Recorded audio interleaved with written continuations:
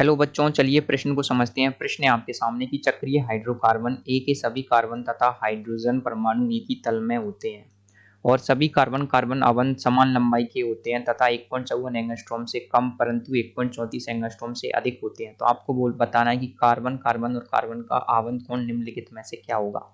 पहला विकल्प है 109 डिग्री 28 मिनट, दूसरा विकल्प है 100 डिग्री, तीसरा विकल्प 180 डिग्री और चौथा विकल्प 120 डिग्री।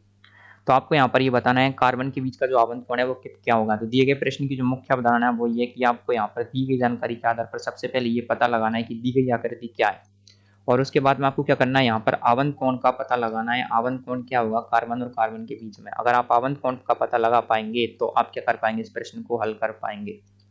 सबसे पहले आपको क्या क्या दे रखा है उसको लिख लेते हैं। आपको दे रखा है कि चक्रीय हाइड्रोकार्बन ये कि सभी कार्बन तथा हाइड्रोजन परमाणु एक ही तल में है, तो यानी कि ये अणु क्या हो जाएगा, समतलीय हो जाएगा।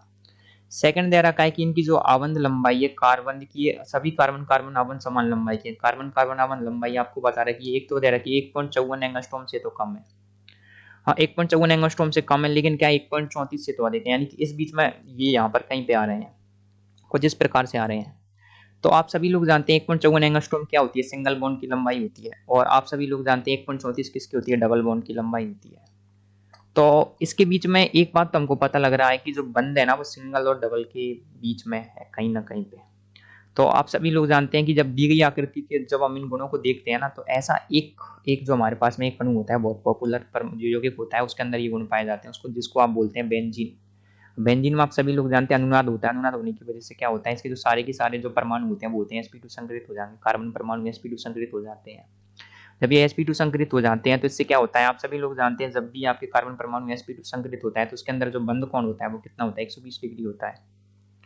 चूंकि हम सभी लोग जानते हैं कि जो बेंजीन होता है, बेंजीन वलयन अनुनाद के कारण क्या होता है, जो कार्बन कार्बन आवंत की लंबाई होती है ना वो भी कुछ इसी प्रकार की होती है, 1.34 से तो अधिक होती है, लेकिन 1.54 से कम होती है। सारे के सारे अणु समतलीय होते हैं। तो इस हिसाब से हमने देखा कि ये बेंजीन अणु हमको प्राप्त हो रहा है और बेंजीन अणु में सारे कार्बन परमाणु sp2 संकरित हैं, जिससे इसका बंध कोण जाएगा 120 डिग्री।